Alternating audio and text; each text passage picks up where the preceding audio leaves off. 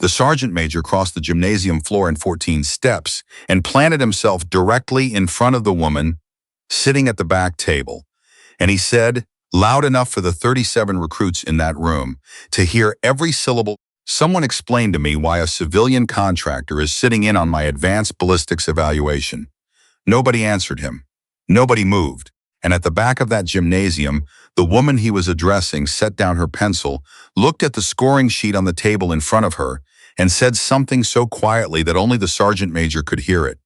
His face changed, not slowly, all at once. The range commander had asked her to come because he didn't know who else to call. That was not a thing he would ever say out loud, but it was true. And the people who worked closely enough with him to know the difference between what he said and what was true had quietly accepted it. Her name, on the contractor badge clipped to her jacket, read Mara Callahan. The badge was real. The name was real. What the badge did not explain, and what the gymnasium full of recruits could not have known, was that Mara Callahan had not been a civilian contractor for very long. 3 years, to be exact. 3 years and 4 months, if you were counting from the date she signed the paperwork that ended one version of her life and began a quieter, more careful one in a rented house outside Petawawa, with a dog named Bishop and a job evaluating training programs for a private defense consultancy that did not advertise its services. She had been good at disappearing. She had practiced it with the same precision she applied to everything else. The evening had started ordinarily enough, which is the way evenings that stop being ordinary tend to start. Callahan had driven to the base at dusk, in the specific gray-blue light that settles over Ontario in late October, when the trees have gone bare and the sky can't decide between overcast and dark. She had her evaluation materials in a bag on the passenger seat and a coffee going cold in the cup holder, and she had been thinking, as she sometimes let herself think during the drive, about nothing in particular. She was good at that too, the particular discipline of thinking about nothing, when your mind would prefer to think about things you can't change. She had been waved through the gate, signed in at the administrative desk, and walked to the gymnasium, where the advanced ballistics evaluation was already in progress. She had taken the back table because she preferred sight lines that covered the room and exits that were not obstructed. This was not something she thought about consciously. It was something her body did before her brain caught up. The evaluation was a written component: trajectory calculation, environmental variable assessment, equipment calibration, interpretation. The recruits sat at folding tables arranged in 4 rows, working through a packet that had been designed, Callahan knew, to be completed by approximately 40% of participants. It was designed that way on purpose. The purpose was to identify the 40%. She had been watching them for 11 minutes. When she noticed the boy in the second row, third from the left, he was working too fast. Not the fast of someone rushing through answers, but the specific rhythm of someone who already knew the destination and was only filling in the steps for the benefit of the documentation. His pencil moved in the particular pattern of a person transcribing rather than calculating. She had seen it before. She had done it herself a long time ago, in a room not entirely unlike this one. She noted it and said nothing and kept watching. Sergeant Major Dolan arrived at the 20-minute mark. He was a broad man with the economy of movement that comes from years of not wasting energy on anything that doesn't require it. He had been briefed that there would be a contractor observer present. He had not been given details beyond that, which was not the way he preferred to receive information, and his expression upon locating Callahan at the back table communicated this without requiring words. He crossed the floor in 14 steps. What Callahan said to him, when he stood close enough to hear a low voice, was 11 words in a code sequence that had not existed in any official training manual since a program that no longer officially existed had stopped officially existing 4 years ago. Dolan's face did something complicated. She watched it happen. The challenge of a man who had expected an obstacle and found instead something that required him to fundamentally reorganize his assumptions. He pulled a chair from the nearest table and sat down across from her without another word. "You're the Callahan," he said. He said it the way people say things when they have been using a name as a reference point for years and have just discovered that the reference point is a person sitting 3 feet away from them. "I'm a Callahan," she said. "The program doesn't exist," she said, officially. Dolan looked at her for a moment, with the particular steadiness of a man deciding what to do with new information. "The range commander said I'd have an observer." "He didn't say, he didn't know," Callahan said. "He was told to request an evaluator for the ballistics program. The request went through the right channels. What the channels decided to send was my business, not his." Dolan was quiet for a moment, looking at the rows of recruits working through their packets. "The boy in row 2, he said. 3rd from left." She hadn't told him. He'd seen it himself, which told her something about Dolan that the briefing materials hadn't. "Yes," she said. "He's been through the packet twice. He finished the first pass in 9 minutes," she said. "He's been checking his work for the last 11. Dolan looked at her. "You got here at the 20-minute mark." "I was here before you arrived," she said. "I came in through the equipment bay.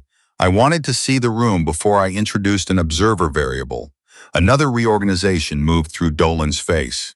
This one settled into something that wasn't quite respect and wasn't quite discomfort, but existed in the space between them. "That's standard evaluation protocol," she said, "for the kind of evaluation this actually is." The boy's name, Callahan had noted from the attendance sheet, was Private First Class Owen Torres, 19 years old, from a small town outside of Red Deer, Alberta.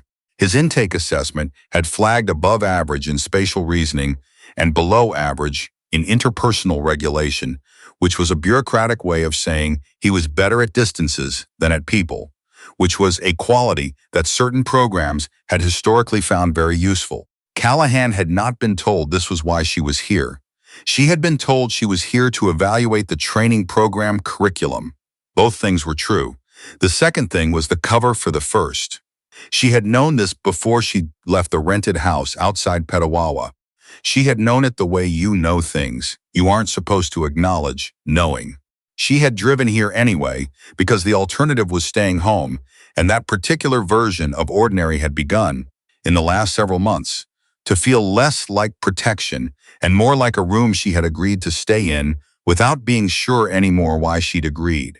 After the evaluation session, Dolan walked her to the range commander's office through corridors that smelled like industrial cleaner and old wood, the specific scent of institutional buildings that have been many things to many people over many decades and have absorbed all of it. Commander Ansley was a man in his late 50s, with the careful eyes of someone who had spent a career managing the gap between what he was authorized to tell people and what those people actually needed to know. He looked at Callahan across his desk with an expression that was trying to be neutral and was almost succeeding. "I appreciate you coming on short notice," he said. "I appreciate being asked directly," she said. "The last 2 requests came through 3 intermediaries." Ansley absorbed this. "The situation has some complexity." "I know what the situation is," she said. "You have a recruit who is 12 to 18 months ahead of your current program's ability to develop him, and you don't have the infrastructure to advance him without drawing attention to the capacity gap in your existing curriculum. And you need someone who can do an informal assessment without creating a paper trail that goes through standard channels." She looked at him steadily. "Did I miss anything?" Ansley and Dolan exchanged a look. It was the look of men who had been hoping to manage a conversation and have just realized the conversation is managing itself. "Private Torres has been here for 6 weeks, Ansley said. "In that time, he has hit every assessment ceiling in the program. I saw. What you may not know is that Torres came to our attention through an unusual channel." Ansley opened a folder on his desk. "His father is Master Corporal Victor Torres, retired. Served 22 years with the Royal Canadian Regiment. Died 14 months ago." Callahan kept her face where she needed it. "I know that name. I thought you might." Victor Torres had not been someone whose name came up casually. He had been someone whose name came up in very specific contexts, in conversations that happened in very specific rooms. and the fact that his son was sitting 19 years old in a training gymnasium in Petawawa processing ballistics calculations at a pace that would have been remarkable in someone twice his age was not a coincidence that Callahan was prepared to treat as one. "How much does he know?" she asked. "About his father's work? About why he's here?" "He doesn't know he was specifically selected," Ansley said. "He applied through standard channels. His test results flagged the automatic review threshold, and his file came to us through the process." "That's true," Callahan said, "and it's also incomplete." Ansley looked at her. "What do you mean?" "I mean, his application scored high enough to flag review, yes. But scores flag review for a lot of people, and most of them don't end up in this program. Someone made a specific decision to route his file here. I want to know who that was." The silence that followed was the particular silence of men who have just been asked a question that is going to require them to acknowledge something they had hoped to keep in the background. "Colonel Warren Phaser," Dolan said, in the tone of a man making a choice about which loyalties to prioritize in the moment. Callahan recognized the name the way you recognize something you have been half expecting and are not glad to be right about. Warren Phaser had been the commanding officer of the program that no longer officially existed. He had been the person who had authorized, 4 years ago, an operational decision that Callahan had documentation for and had reported through channels that had subsequently done nothing with her report. He had also been, for the last 4 years, the person she was most careful not to exist in the proximity of. "Phaser routed Torres's file here," she said. "It wasn't a question. He has an interest in the program's development," Ansley said carefully. "He has an interest in what the program can produce," Callahan said. "That's not the same thing." She understood, now, why the request for an evaluator had gone through 3 intermediaries, not to obscure her involvement, to obscure the request's origin. Someone had wanted her in this room without being able to trace why she'd been brought here, and that someone had access to a channel that could surface her current contractor identity from what was supposed to be a sealed separation record. "Where is Phaser now?" she asked. "He's attending a capability review at National Defense Headquarters this week," Ansley said. "He's been instrumental in the review board's work. A capability review. The kind that determined which programs received continued resourcing and which were quietly defunded. The kind where the names of individuals connected to those programs became very useful or very inconvenient, depending on what those individuals knew." "He's building something," Callahan said, "and he wants Torres for it." She looked at the folder still open on Ansley's desk. "Did you know that Victor Torres filed a complaint through the Inspector General's office 14 months before he died?" Both men looked at her. It concerned operational decisions made during a joint forces exercise that resulted in 3 civilian casualties. The complaint named a commanding officer. She waited a moment. The complaint was sealed. Ansley set his hands flat on the desk, the gesture of a man discovering that the ground beneath a structure he has been standing on is different from what the blueprints indicated. "I wasn't aware of that," he said. "You weren't supposed to be," Callahan said. "Neither was I, officially. But Victor Torres knew my name because we served in adjacent programs during the same operational period, and before he died, he sent a copy of the complaint to a contact he trusted." She looked at the folder. "He sent it to me." The gymnasium was empty when she walked back through it an hour later. The folding chairs were stacked, the evaluation packets collected, the fluorescent lights buzzing over rows of vacant tables. She stopped in the middle of the floor and stood there for a moment, in the particular quiet of a large space that has recently been full of people and is now absent of everything except the evidence that they were there. She had spent 3 years making herself the kind of person a room like this did not need to account for. An evaluator, a contractor, someone with a badge that explained her presence and a job that explained her visits and a professional history that, read quickly, looked entirely unremarkable. The problem with becoming unremarkable, she had found, was that when something remarkable needed to happen, you had made yourself into the wrong tool for the moment. And then the moment came anyway, because moments are not interested in your preparations, and you had to decide whether the version of yourself you had constructed was the one you were actually willing to be. She thought about Victor Torres sending a sealed document to a contact he trusted, sending it the way you send something when you believe the official channels have been closed, and you are running out of other options, and you want, at minimum, for someone with the right knowledge to know that you tried. She had received it and she had done nothing with it, because doing something with it would have meant existing in a way she had decided, very deliberately, not to exist. She had been waiting, she understood now, in this empty gymnasium under buzzing fluorescent lights, for a reason that felt sufficient, and the reason, as it turned out, was 19 years old, and from a town outside of Red Deer, and could work through a ballistics packet in 9 minutes. Owen Torres was in the corridor outside the range commander's office when she came out. He was leaning against the wall with his arms crossed in the specific posture of someone who is trying to look patient and is not entirely succeeding. He looked up when she came through the door. His eyes were his father's. She had not been expecting that. It cost her for exactly 1 second the neutral expression she had been maintaining. "You're the evaluator," he said. "Yes. You watched me through the whole session. I watched everyone. You watched me differently." He said it without accusation, as an observation stated plainly, the way his father had stated things plainly, in the particular flat direct way of people who have decided that indirection costs more than it saves. She looked at him for a moment. "Yes," she said, "I did." He absorbed this.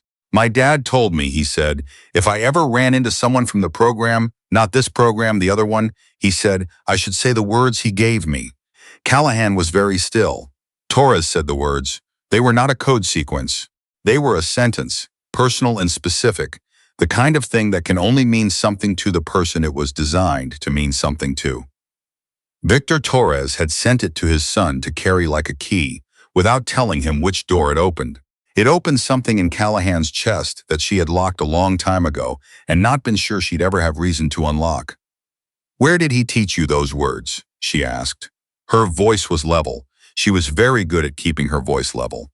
"When I was 14, Torres said. He sat me down after dinner, and he said, 'There's something I need you to remember.' He said he couldn't explain it then. He said it might never matter. But he said if I ever met someone who understood it, I should tell them that he trusted them to finish what he tried to start." The corridor was quiet enough that she could hear the ventilation system and nothing else. She had done the math, without wanting to, in the first 5 seconds. Victor Torres had sat his 14-year-old son down and given him a key when the boy was 14. 5 years before Owen Torres applied to the program. 4 years before his father died. 1 year before Victor Torres filed the complaint with the Inspector General's office. He had been building toward this for a long time. He had simply run out of time before he got there. "Your father's complaint," she said, "the one he filed, do you know about it?" "He told me there was a complaint," Owen said. "He didn't tell me what was in it. He said the people who should have acted on it didn't, and that eventually someone with the right position would need to come forward with it, and that that person couldn't be him because they were watching him." "He was right," Callahan said. "They were." Owen Torres looked at her with the steady directness of a 19-year-old who has been carrying adult weight since he was 14 and has learned out of necessity not to flinch. "Is that why I'm in this program?" he asked. "Because of him?" She could give him the careful answer, the answer that preserved operational ambiguity and left her room to step back from what she was about to step into. She looked at him and she made a different decision. "Someone who wants to use what you can do," she said, "routed your file here because they thought your talent was available and your father's history was buried. They were wrong about the second part." She held his gaze. "I have the complaint. I have documentation. What I don't have is a position in an active chain of command that gives me standing to bring it forward through a channel that Facer can't reach." "And I do," Owen said. "You're active service," she said. "Your father was active service when he filed. A complaint from a serving member that connects to evidence held by a former program operative and cites documented civilian casualties creates a record that is significantly harder to seal than a single filing from a man who died before anyone was obligated to respond." She paused. "But you have to want to do it. I'm not going to ask you. I'm going to tell you what's possible and let you decide." He was quiet for a long moment. The ventilation system ran. Somewhere down the corridor, a door opened and closed.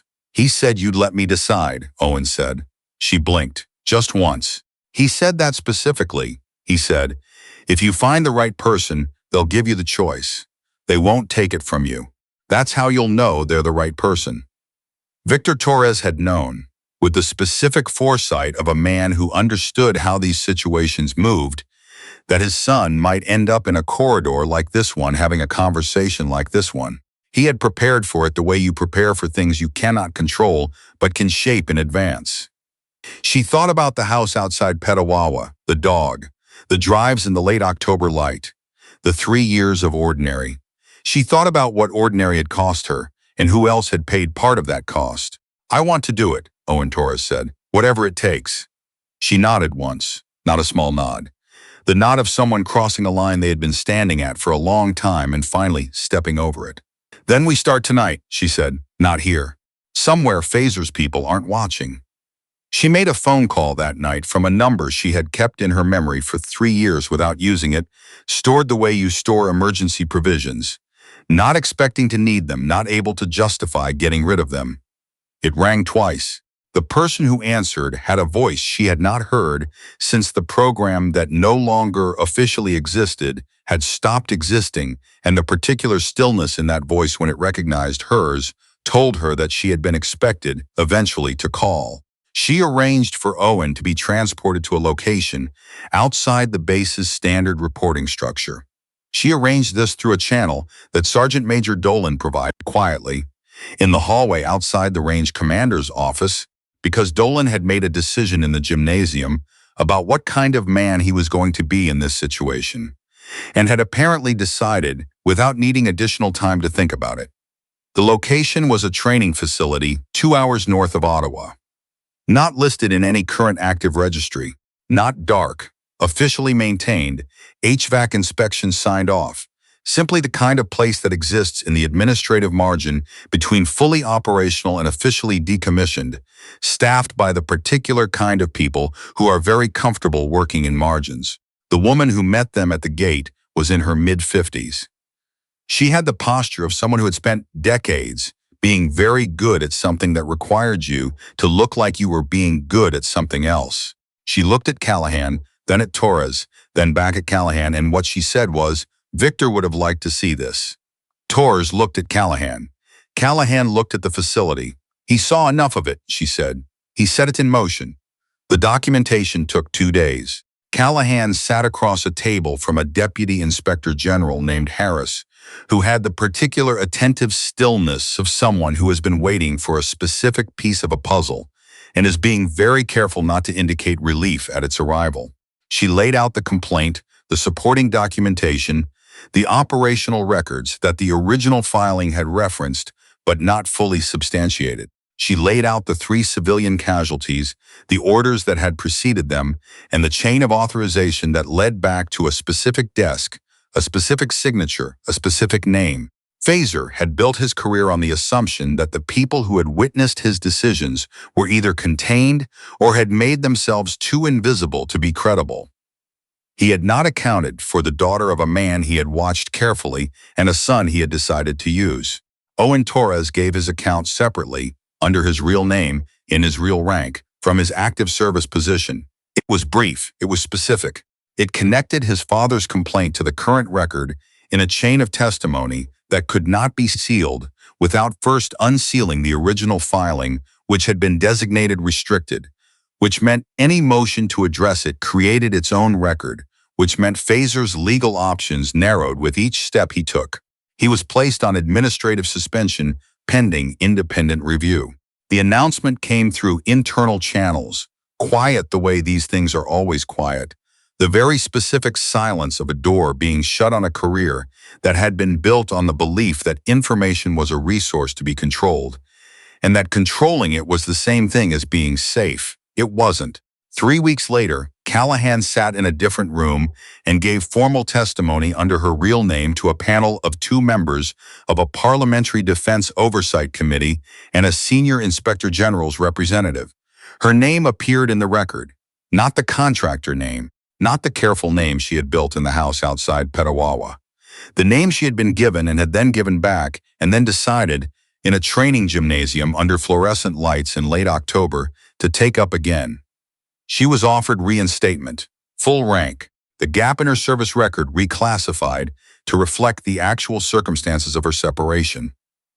She thought about it for 3 days, which was 2.5 days more than she had thought it would take. She declined, not because she had lost something in those 4 years, because of what she had found, the work she had been doing, or the work she had been covering with other work. The real work, the one that showed up in the margins of evaluation sessions and late-night conversations in corridors, and the particular willingness to tell a 19-year-old the truth and then step back and let him decide, that work did not have a rank structure that suited it.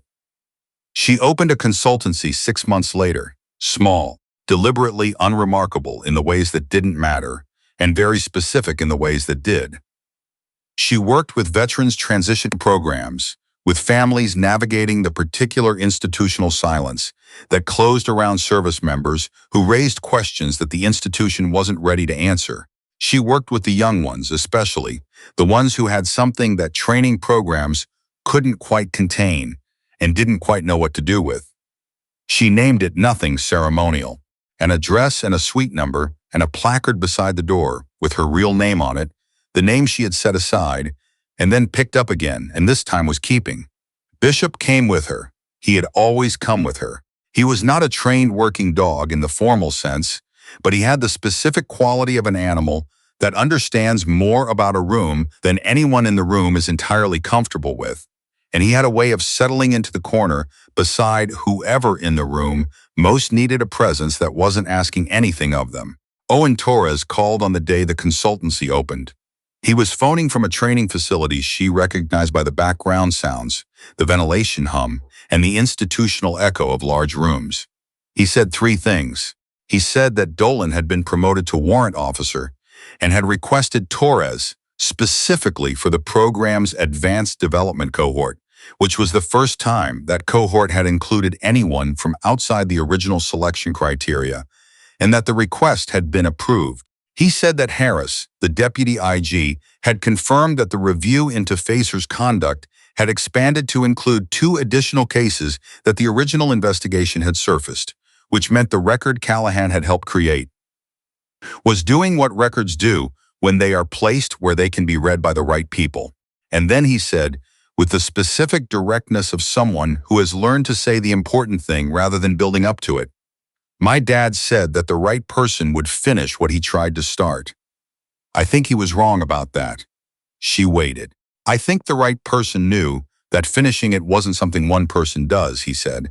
He left me the key because he knew that. He just didn't have time to explain it. She sat with that for a moment. Bishop had his chin on her knee. The afternoon light was coming through the window the way October light does in Ontario, low and pale and very clear. He explained enough, she said. She had not cried in any of it. She was not someone who cried easily, and 4 years of practice had not softened that. But something settled in her when she put down the phone, something that had been held at a particular tension for a very long time, releasing into a different quality entirely. Not absence, but the thing that comes after long effort. The particular stillness of something completed. She had spent 4 years being someone the room didn't need to account for. She had spent those years telling herself this was wisdom, and sometimes it had been, and sometimes it had been something else, and she had not always been able to tell the difference. What she knew now, with the clarity that comes after, you have finally done the thing you were avoiding and found that you are still standing, was that the version of herself she had worked so hard to hide had been, all along, the only version she actually had. The work was not finished. It was the kind of work that does not finish. But when the first family walked through the door of her consultancy the next morning, a woman in her late 30s with careful eyes and a folder of institutional correspondence she had been trying to navigate alone for 2 years. Callahan looked at her across the table and said, "Tell me where you are. We'll figure out together where to start." She meant it. She had always meant it. She had simply needed for a time to find her way back to the room where it mattered.